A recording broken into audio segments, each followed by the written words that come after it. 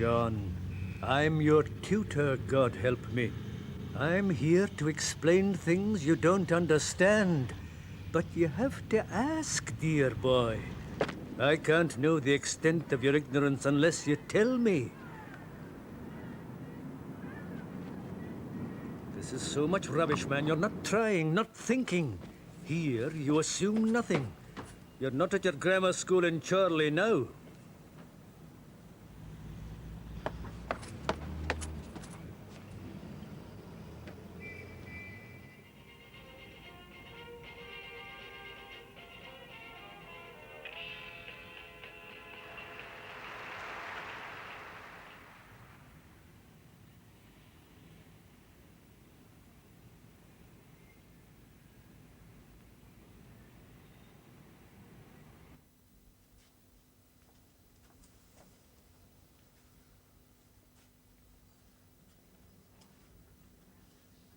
John, mechanical engineering is not easy. There are no free rides.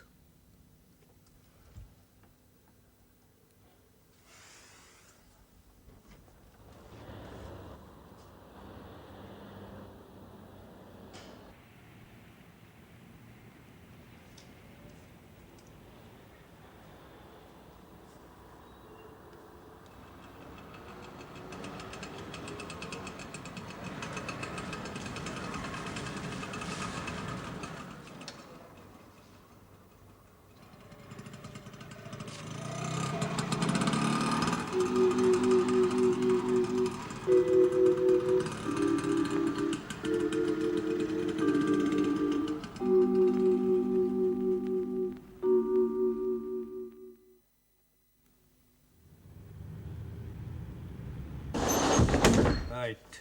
A rectangular beam 8 inches deep by 4 inches wide is subjected to a maximum bending moment of 100 tons force feet. What is the maximum stress in the beam? What is the maximum stress in the beam? John Burnham? What equation springs to mind? Ben... Come on, laddie. Think. It's child's play. Bending moment. Over the second moment of area. Well, get on with it. Dr. Campbell, I can't remember. If you can't retain something as basic as this, how many other things have you forgotten, Lawrence Gray. A bending moment over the second moment of area equals stress over the distance from the neutral axis. Thank you. I'm glad some people can remember things. Now. Hello? Judy? Yeah, this is John Burnham here. B-U-R... Yeah, that's right, Larry's friend from Chorley, remember? Look, I was wondering if... Don't suppose you fancy a film tonight, would you? Yeah, I know it's short notice. No, sure, some other time. That's all right, Judy. I should really study anyway. Bye.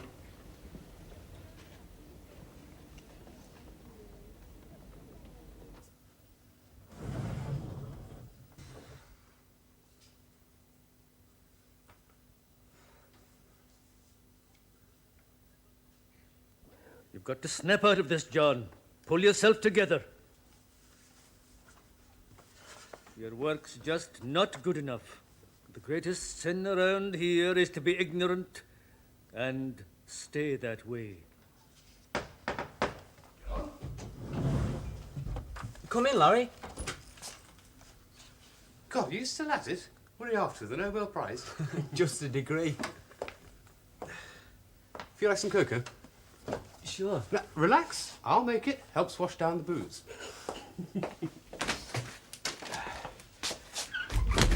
Larry, don't you ever study? Oh, sure. When it doesn't interfere with pleasure. Cocoa coming up.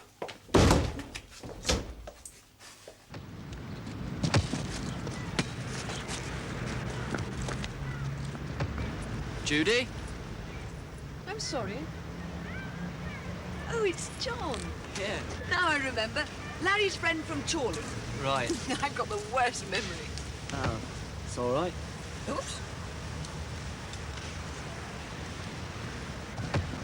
Still slaving. Larry says you never stop. Can't afford to. Well, Larry doesn't do much. Ah, he doesn't need. He knows it all. Oh, thanks. Are you doing anything tonight? Well, I was hoping Festival Hall, Marla, Oh, but they're packed out.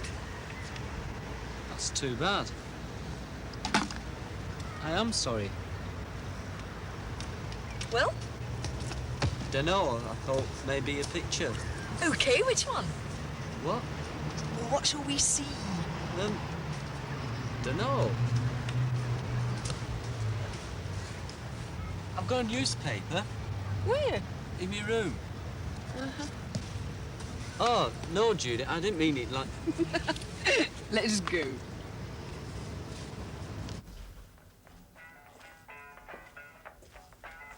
You feel sexy or adventurous? You decide. Well, there's the techniques of physical love. Plus, I had my brother's wife. Would you fancy Burt Lancaster? What's at the local? Hold it right there. Remember, this is the Parnell Institute of Peace. Hello. We're trying to decide on a movie. You want some coffee? No, thanks. What did you say? You heard. Do you want to come? No, thank you. I am festival halling tonight. You're not. Marla. Oh, you stinker. I tried like mad, but they were sold out. Well, I have a spare if you want it. As it so happens, I was going with Jimmy, and as it further happens, Jimmy has now got flu, which means I have a spare, so you can have it if you want it.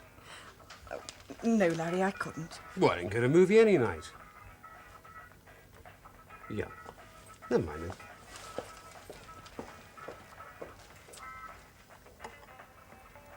Go ahead if you want to. But I hate to. After saying I'd go and everything, No. Go ahead. You sure you don't mind? No, I should really study.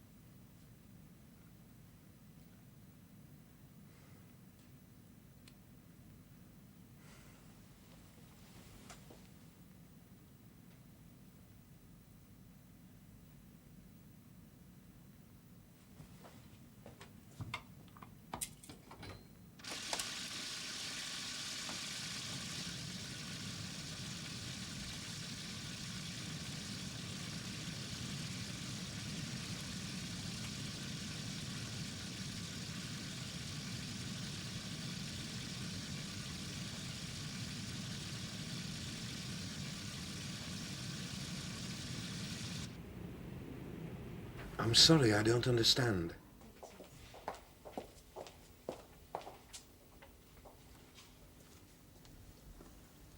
Good evening. Can I help you? Tonight, I want to talk to somebody. Please. You come along with me where we can talk privately. Here we are. Now, let me get this straight. You had a flatmate in Zanzibar, but now he's in London. Brainwashed?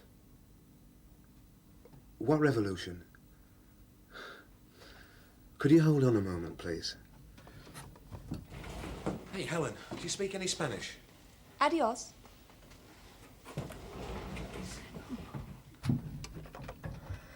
I'm sorry, we haven't anybody here who can. But if you could speak very slowly. No, slowly. In English. So you come from Lancashire?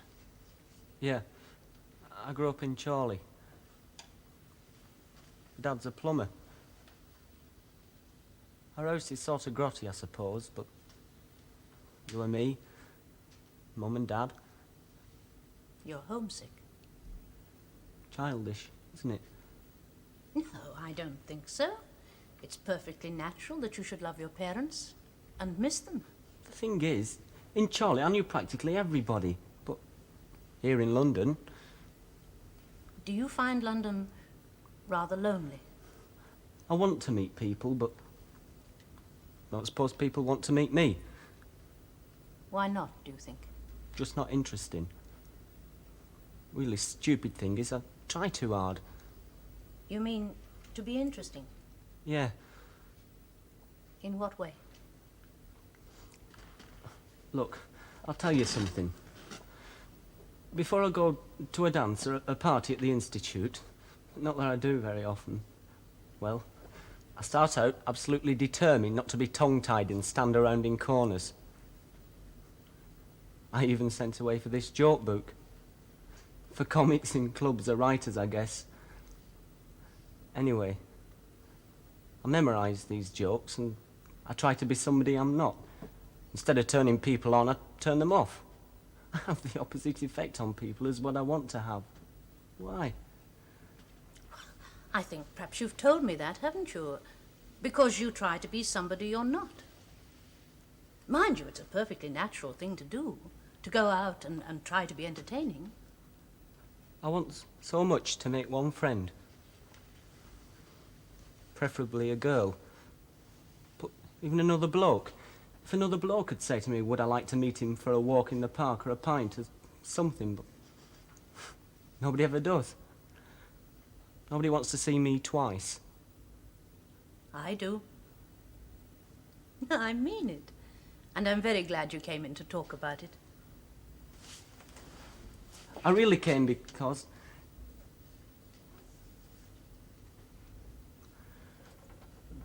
Did you know there were 6 suicides at the Institute last year? Yes. Yes, I did.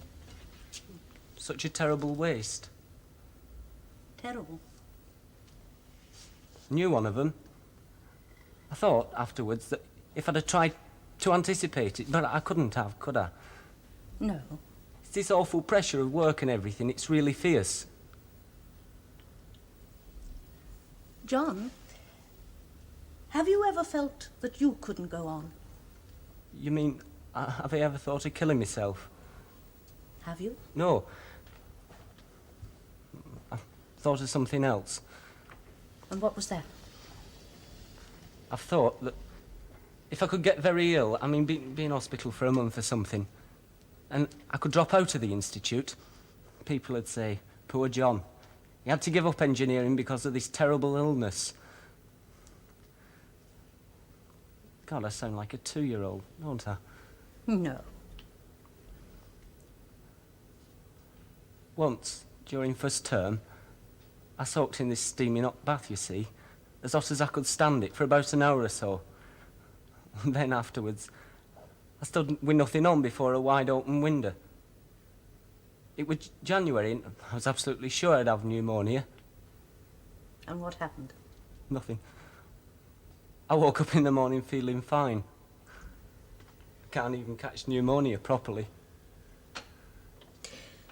John, you said earlier that you wanted one friend who would enjoy meeting you for a pint or going for a walk.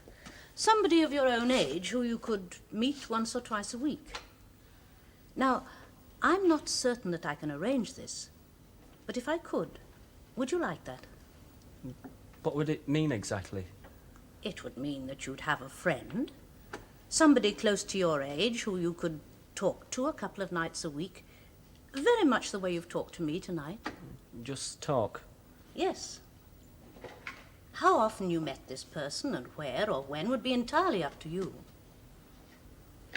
You might find it pleasant, relaxing. To cry on somebody's shoulder. Oh, I don't think you need a shoulder to cry on. I think you need a friend with whom you can discuss things. So if I can arrange it, would you like it? Think about it.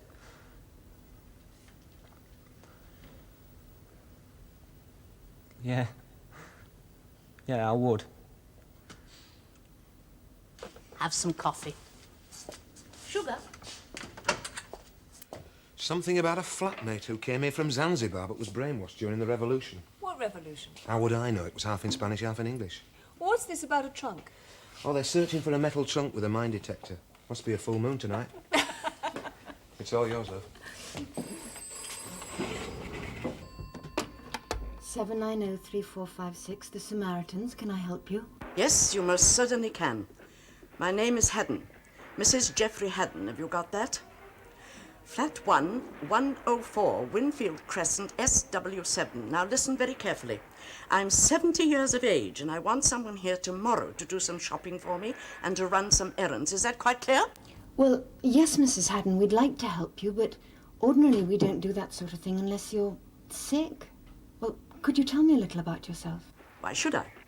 It's none of your business. You call yourself the Samaritans. Well, will you do my shopping or won't you? What about my neighbors? My neighbors are fiends. Oh, it's a very simple request. Will you or won't you? Oh, I might have known you'd hem and haw about it. A bunch of hypocrites like everybody else.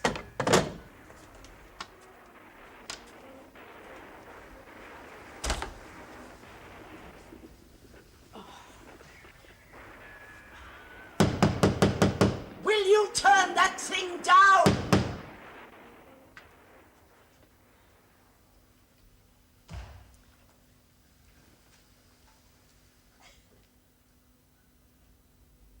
Now, I've got the address, John, and as soon as I get the okay from my boss, I'll drop you a note. You should hear in about 3 or 4 days, 5 at the most, okay? Thanks. Good night.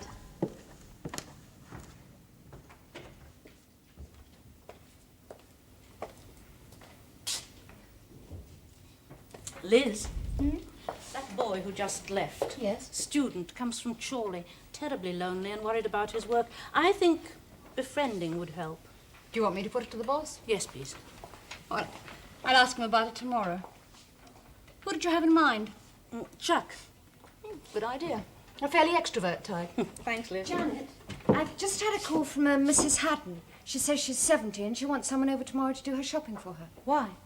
Why what? Does she want somebody to do her shopping? She's sick? No, she didn't say so. And she didn't sound sick, anything but. How did she sound? Like a bad-tempered old bag. Oh, there's your answer. Still. Oh, Frances, dear, if we ran all over town doing shopping for people who are perfectly capable of doing their own, we'd be doing nothing else. What's bothering you? Nothing. But somehow I sense something. What? I don't know. But I have her address and tomorrow's my day off. Would it be all right if Oh, I... Frances, what you do with your day off is your affair. I have a few errands you could run for me, too, when you're finished with Mrs. Watson. Who was the interesting young man? Oh, he doesn't feel very interesting, I'm afraid. Why? Lonely. I think befriending would be a great help.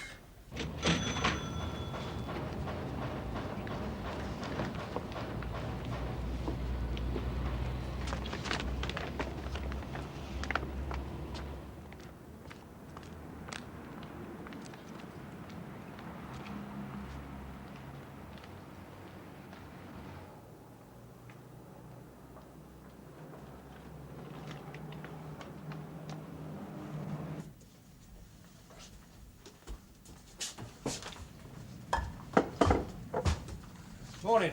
Morning. Been doing a bit of shopping, have you? Yes, thanks. Who's it for then? Who's the lucky fella? Who? George or Harry? Sorry? Darling, if you can't remember his name, what floor's he on? This one. I'm shopping for Mrs. Haddon. Was she a relative? No. And I'm glad to hear it. Why? Because I don't reckon the old girl, that's why. What's the matter with her? She doesn't like my kid, does she? Why not? 'Cause he cries a bit, darling, like any other. See what I mean? Mrs. Haddon? Who is it? It's me, Frances. I gave you a key. Use it. My hands are full. Oh.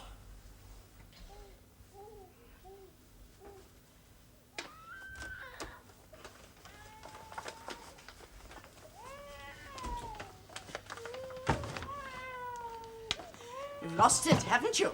Have I? Yes. Well, what's this then? You'll have to help me.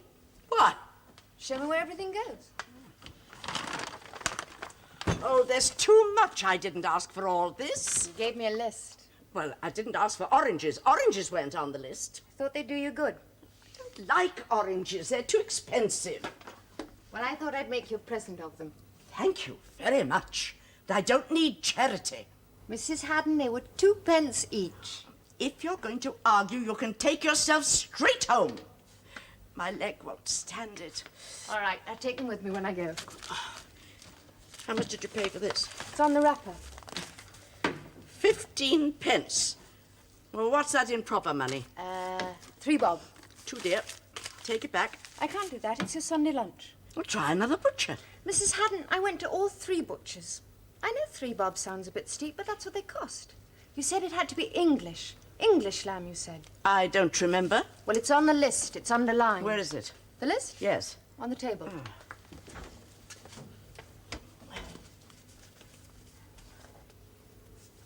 I don't see any change. I gave you £2. Have another look in the purse. Is that all? 2 shillings? Afraid so. What are these? Your biscuits. I didn't order that sort. Yes, you did. They've changed the packet. Well, I like the old packet. No, give me that. Is it fresh? Where did you buy it? Hanson's. Oh, I don't like their bacon. That's where you told me to go. I don't remember. Well, you did. The tea. You've forgotten the tea. In here. That was full already. No, Mrs. Haddon, it's full now. But it was nearly empty. Oh, I don't remember. You damn well do. What? I said you remember just fine. Don't swear, young woman. This is my house. Then stop beefing. What did you say to me? I said stop beefing. No wonder you have to do your own shopping. Anybody that does it for you must be up to their tiny mind. Now, where do you keep the milk, misery guts? In the flower pot. Where? On the windowsill in the bathroom. It's cooler there. Shall I do it? I can manage. No. Put the kettle on. I'm dying for a cup of tea.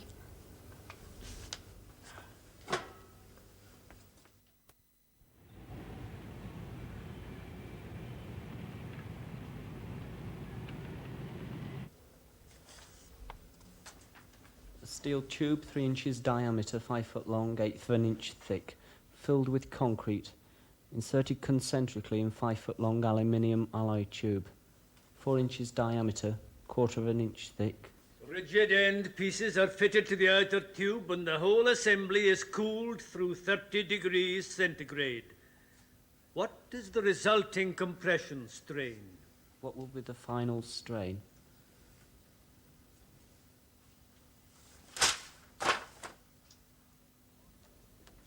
I couldn't advise you on a thing like that. I'm not qualified.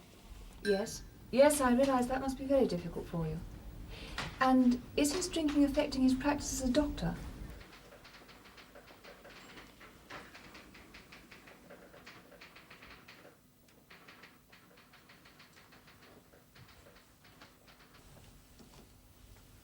Oh, thanks. You're welcome.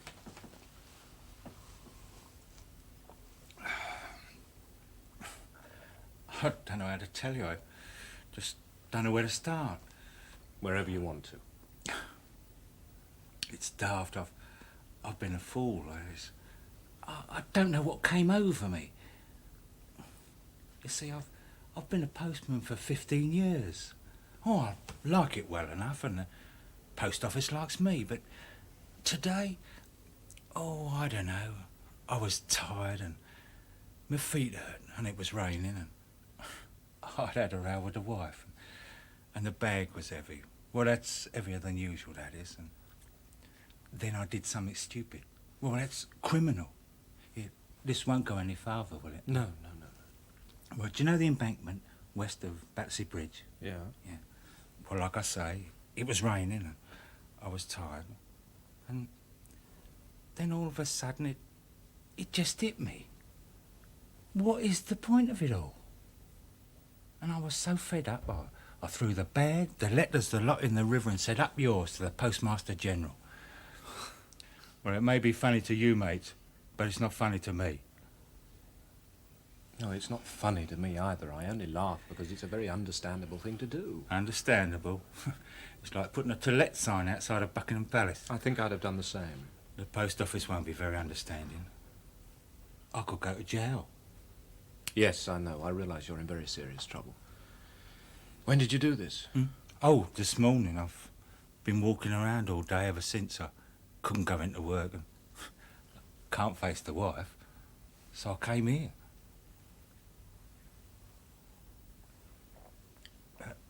Is there any more of this? Yeah, sure. Now this boy, his name's John Burnham. Yeah. He's 19, and he's a student at the Parnell Institute. He came to see Janet a week ago, and she's talked to him on the telephone a couple of times since then.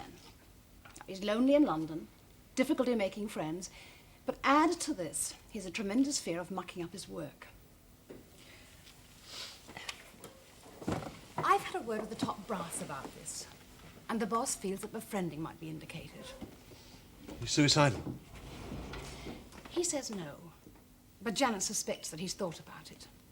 What Dr. Kendi say? He thinks that psychotherapy might be helpful, plus counselling at the Institute. But befriending would seem to be the first step. And, well, would you take him on?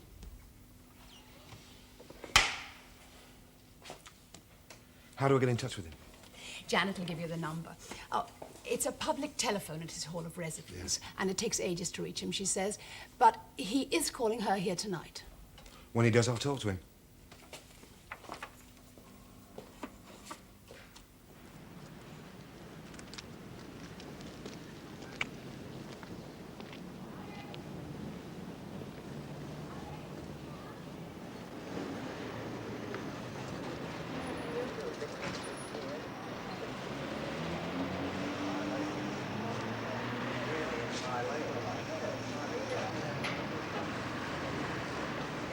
Thank you very much indeed. And finally, a viewer has sent us an advertisement that appeared in the Cumberland Gazette. It reads, large caravan wanted, any condition. Also, chemical toilet, desperate. Good night.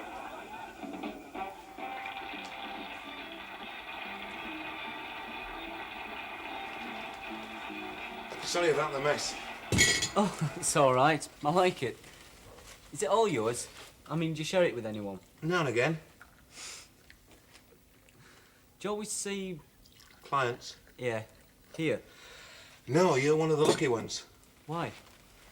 I thought you'd like to come down out of the sky for a bit. I can't stand heights myself. I'm in the basement because I get vertigo on the ground floor. Tell me, how's Bonnie Prince Charlie? Who? Campbell, your tutor. Well, he's the same. Scares the hell out of me. Why's that? He's a genius. He's so different.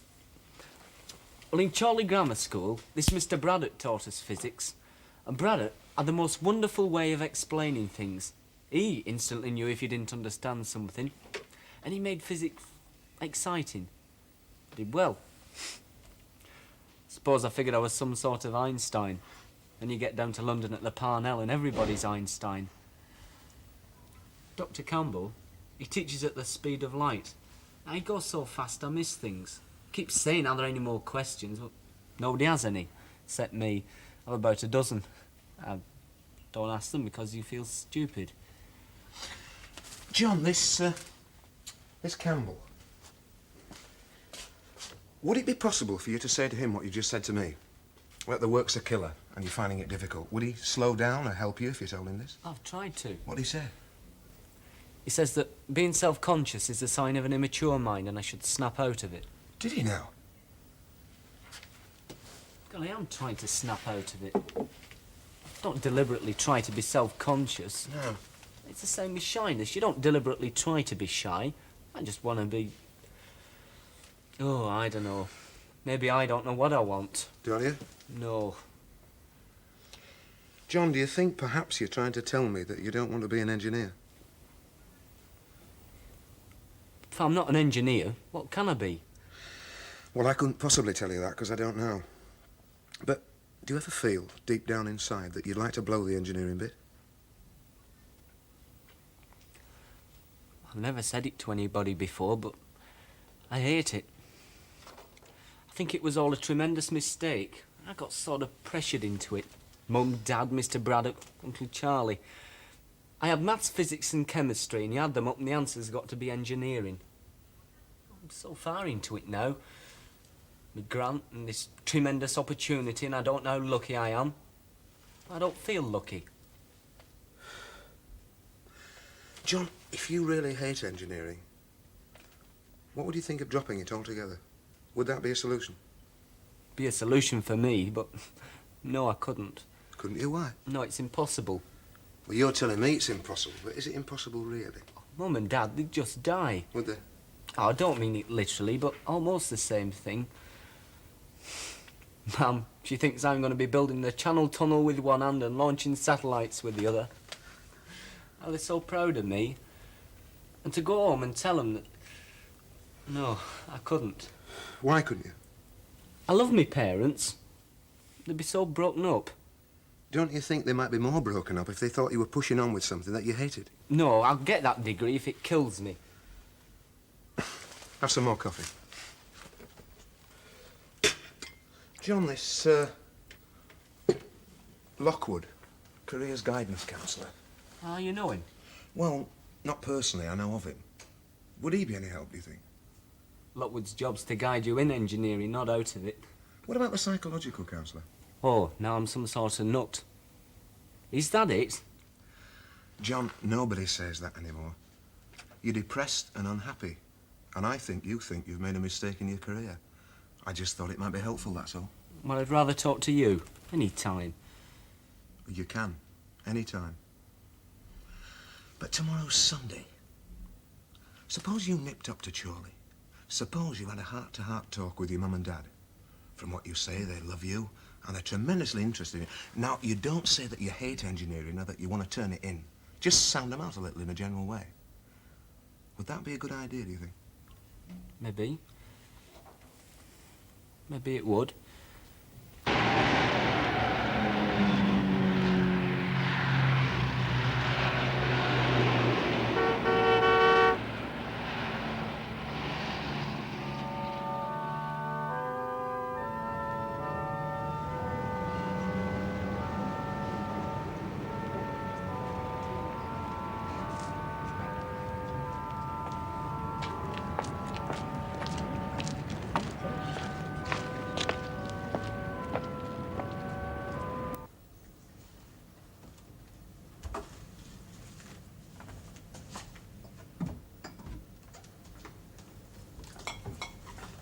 There you go, Mrs. Hammond. Good morning. Morning. I'll see.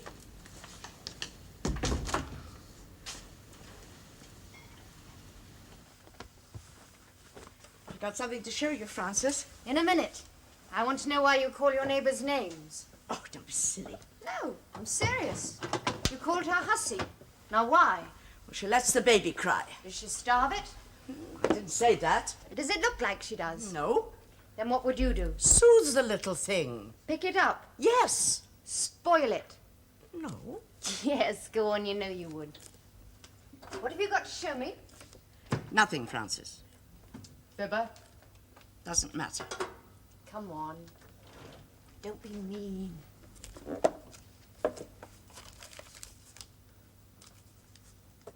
Who do you know that lives in Canada? My only daughter lives there at Ottawa. Didn't I tell you that? You know you didn't. How many more secrets have you got? Well, that's for me to know and you to find out. Look inside. Can I? Be careful. Now then, Frank is 6 and Mary's 4.5. Oh, why didn't you tell me you had 2 such beautiful grandchildren? Oh, they are yours, I suppose. Oh, yes. Have you ever seen them in the flesh? Of course, they used to live next door. Ah, where the hussy lives now. And I used to babysit for them every Saturday night, and I spoilt them. I bet you did. Now, how long were they there? 5 years. They moved in when I did, after my husband died. It was all they could afford. See, my son-in-law was a dentist. He hadn't qualified then. Did they emigrate? How long is it since you saw them, Mrs. Haddon? 1 year and 4 months. Oh, I do miss them. Hey, look. What? You're standing without your stick.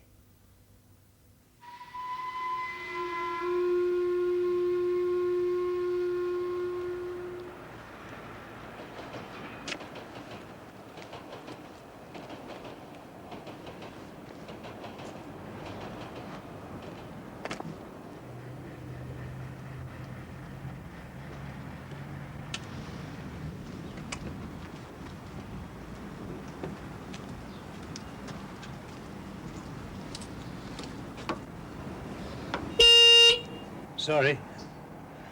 John. Ah, hello, Mr. Shaw. How's London? Fine. And college? Ah, just fine. You like it then? Yeah, great. Yeah, well. Oh, your dad and mum are away for a day. Away? Till tomorrow. They're in Morecambe with your Aunt Mary.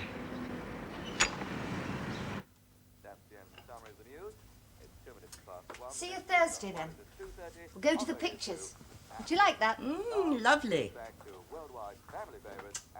Bye, then. Till Thursday. Francis. Take care, love.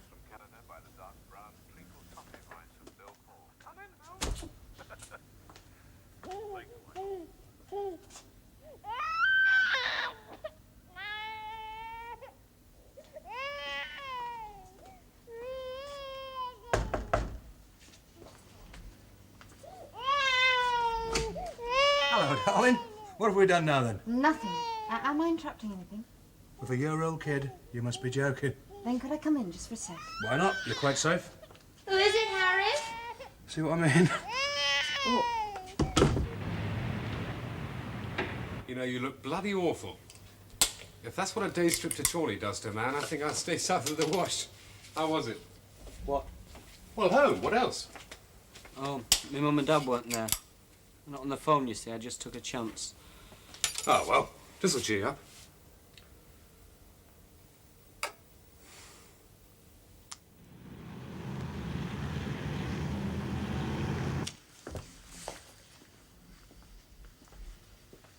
Gentlemen, the time is 2:30. You may begin.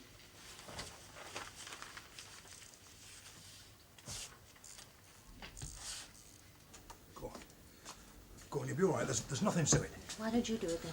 Make ill. Suppose she says no. Tell her to get stuffed. Harry. Oh, get on with it.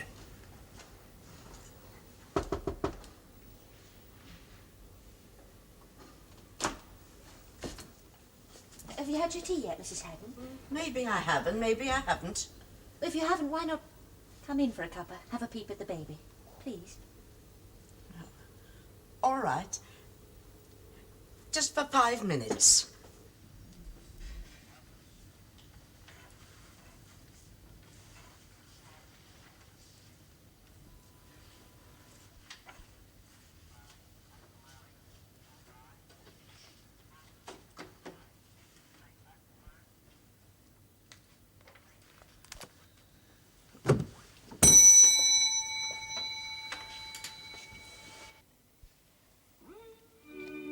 Sort of glad Mum and Dad weren't there. Never had told them. Wouldn't you? No, I'd have lied. How are things at college, John? Fine, Mum. Doing Malaya. Yes, Dad. Fine, perfect, great. I owe them that much. I owe it to them to lie. How was the exam? Well, we get our results tomorrow. You'll let me know, won't you? Sure. I'm at the garage till 5, then at the centre from 7. I'll ring you.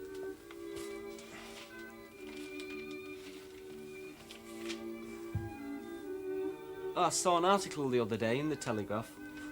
All about student demonstration in the Permissive Society. Wished I knew where all this permissiveness was going on, I tell you. Do you know...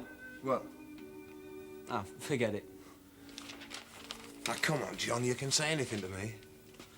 Well, the fact is that the genius of Chorley Grammar School's...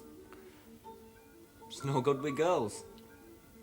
Stamp on their feet and then I spill coffee, it runs off the table onto a perfectly good dress when I've wiped it up and... I don't know. I mean, if she walked in here right now, she says she fancied me, and would I take her out, please, please, I'd fumble it. What would I do? What do you say? Nothing else, son. She's dead, isn't she? Would you get it? King's Road. How much? About a quid, I think. Think I'll get myself one. Lie in bed and look at Marilyn Monroe. Do you have lots of birds and sex all over the place? John, talking about my sex life won't do anything for yours, will it? Nothing will, I reckon. Rate I'm going, I'll probably die a virgin. Have you thought any more about having a talk with your psychological counsellor? You think I should, don't you? Not necessarily, but, well, it couldn't do any harm, could it? And don't you think it just might do some good? Maybe. OK, I'll make an appointment. Couldn't you talk to him the way you've talked to me? Dunno, I've never talked to anybody the way I've talked to you.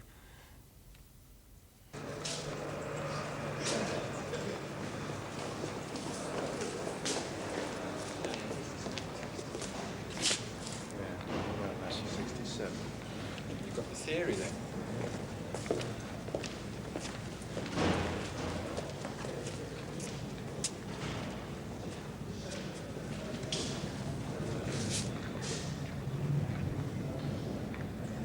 %.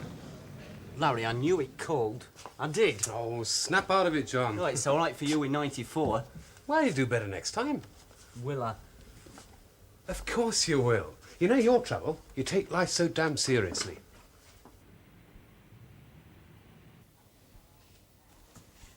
Oh, Francis is on duty until 7. Do you mind waiting? No.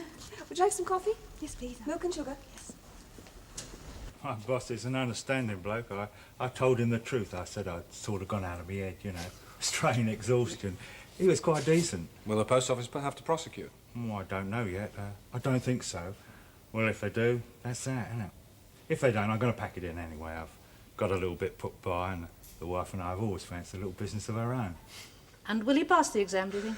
I don't think so, but I'm keeping my fingers crossed. Why don't you call him up and find out? I have. Getting anybody on the phone at Parnell is an all-day job. I left a message. Will he see the psychologist? Well, he should. I mentioned it a couple of times, and he said he'd make an appointment, but it's up to him. I'll be right with you, Carol. Sorry. Anyway, thank you very much for talking to me. Not at all. Hi, Francis. Hello. Will anybody be using that room later? No, I don't think so. I've got a message for you, Francis, from Mrs. Haddon. She can't meet you on Thursday. She's babysitting. Oh, John, message for you. Ring Chuck at this number. Thanks. Who's Chuck? It's a friend. Come on, John. Why not pack it in for night, eh? Another exam tomorrow. Well, if you don't know it now, you never will.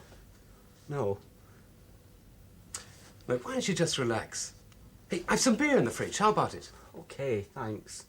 I'll be right back.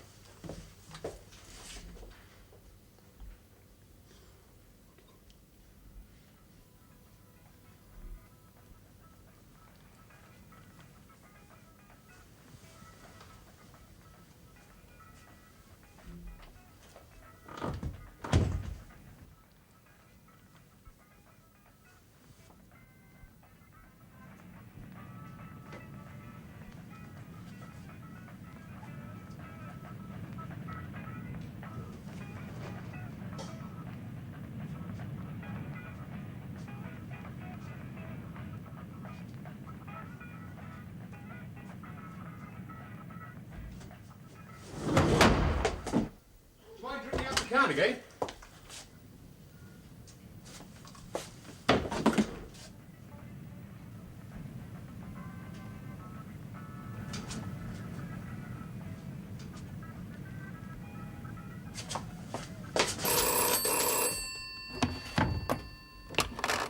Samaritans. Can I help you? I'm a friend of John Burnham's. Is there somebody named Chuck?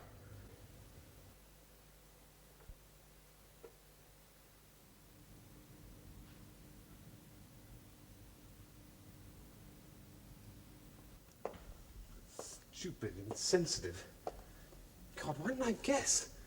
I mean, if I'd known, perhaps I could have helped instead of this bloody selfish. Sit down, please. Sit down.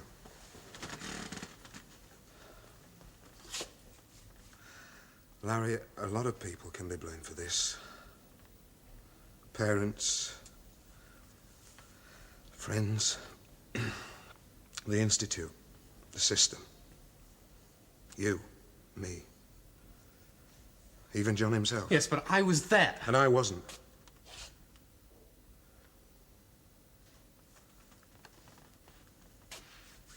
Do you want some of our universal remedy?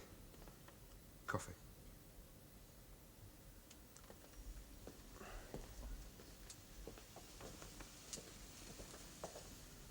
Milk and sugar. You can talk in and be absolutely private.